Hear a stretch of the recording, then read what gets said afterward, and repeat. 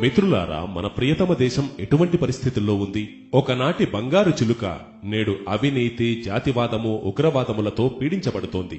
అరాచకత్వం వైపు వేగంగా పరుగులు తీస్తూ ఉన్న మన దేశ సమస్యలకు పరిష్కారమే లేదా? ఉంది, నిజమే. ఒక సత్ఫలితాలనిచ్చే పరిష్కారం ఖచ్చితంగా ఉంది. ఒక సగటు భారతీయునిగా ఈ విషయాన్ని మేము మీకొక ఉపమానంతో వివరిస్తాం. మన ఆర్థిక వ్యవస్థ ఒక బహుళ అంతస్తుల భవనం అనుకోండి. పైన నీళ్ల ట్యాంకు అంటే ప్రభుత్వపు ఖజానా ఉంది. ఈ ట్యాంకు నుంచే ప్రాధాన్యతను బట్టి భవనంలోని అన్ని అంతస్తులకు నీరు సరఫరా చేయబడుతుంది. అయితే ఇదేమిటి? ఇక్కడ ట్యాంకులో కావలసినంత నీరే లేదు.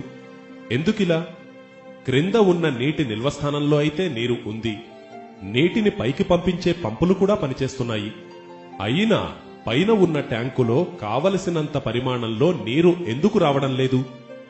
అరే, నీటిని పైకి తీసుకువెళ్లే ఈ గొట్టాల నుండి నీళ్లు భారీ పరిమాణంలో కారిపోతూ ఉన్నాయి. ఎందుకంటే ఈ గొట్టాలన్నీ పాతబడిపోయాయి, పుచ్చిపోయాయి, చిల్లులు పడ్డాయి. ఈ పంపు మరియు ఈ గొట్టాలే మన దేశము యొక్క పన్ను విధింపు వ్యవస్థ. ఇదే మన స్థానిక, రాష్ట్ర, కేంద్ర ప్రభుత్వాలకు ఆదాయాన్నిస్తుంది. ఇలా కారిపోవడం వల్ల, అంటే పన్ను చోరీ వల్ల, చట్టబద్ధమైన ఆర్థిక వ్యవస్థకు బదులుగా సమాంతర ఆర్థిక వ్యవస్థయే బలోపేతమవుతూ ఉంది. ఇది పాలన వ్యవస్థ యొక్క ఆదాయానికి ప్రధానమైన అడ్డంకి అయి కూర్చుంది. ఇలా కారిపోతున్న దానికి, లీకేజ్కు సంబంధించి ఏ లెక్కలూ లేవు. అందుకే ఇది ఖాతాలోకి చేరనిది, అన్అకౌంటబుల్. దీనిని నల్లధనం అని కూడా అనవచ్చు. మరోవైపు ట్యాంకులో ఉన్న నీరు కూడా అన్ని అంతస్తులకు పూర్తిగా చేరడమే లేదు. సరఫరా చేసే గొట్టాల చిల్లుల నుంచి కూడా నీరు కారిపోతూ ఉంది. ఇదే అవినీతి. పైనుంచి 100 రూపాయలు పంపిస్తే క్రిందికి 10 రూపాయలు కూడా చేరదు. ఈ అవినీతి వల్ల సమాంతర ఆర్థిక వ్యవస్థ పెరుగుతూనే ఉంది. ఈ విషయంలో పాలన వ్యవస్థ ఏం చేస్తూ ఉంది? బయటి నుంచి ట్యాంకులతో నీరు తీసుకువచ్చి క్రింద ఉన్న నీటి నిల్వస్థానంలో పోస్తూనే ఉంది. ఇలా చేసినట్లయితే పైన ఉన్న ట్యాంకుకు నీరు తగిన పరిమాణంలో చేరుతుందన్న ఉద్దేశంతో. హాస్యాస్పదమైన విషయమేమిటంటే బయటి నుంచి తీసుకువచ్చిన నీరు ఈ లీకేజ్ ను మరింత ప్రోత్సహిస్తూ ఉంది. బహుశా 2G కుంభకోణం, బొగ్గు కుంభకోణం వంటి వాటిని పుట్టించినది ఇదే కావచ్చు. ఇప్పుడు చూడండి, సమాంతర ఆర్థిక వ్యవస్థ భూగర్భ ఆర్థిక వ్యవస్థగా మారి అవినీతిమయ రాజకీయాలు, అవినీతిమయ అధికార యంత్రాంగం మరియు అవినీతిమయ వాణిజ్య వ్యవస్థలను ప్రోత్సహిస్తూ ఉంది.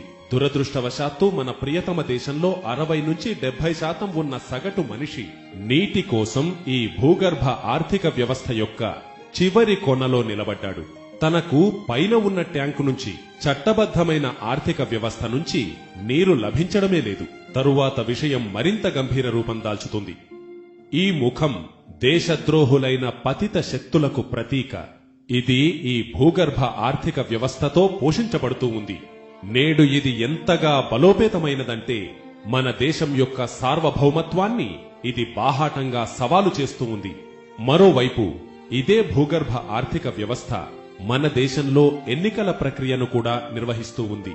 దీనితో మన రాజకీయ వ్యవస్థ ఉత్తములైన, నిజాయితీపరులైన మరియు యోగ్యులైన వారి చేతులను దాటి అవినీతి పరులు మరియు నేరస్తుల చేతులలోకి వెళ్లిపోయింది.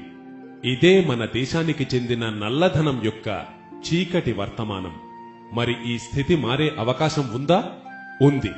తప్పకుండా ఈ స్థితి మారే అవకాశం ఉంది. పూర్తిగా మారే అవకాశం ఉంది. రాజ్యాంగం పరిధిలోనే ఈ సమస్యకు పరిష్కారం లభించగలదు.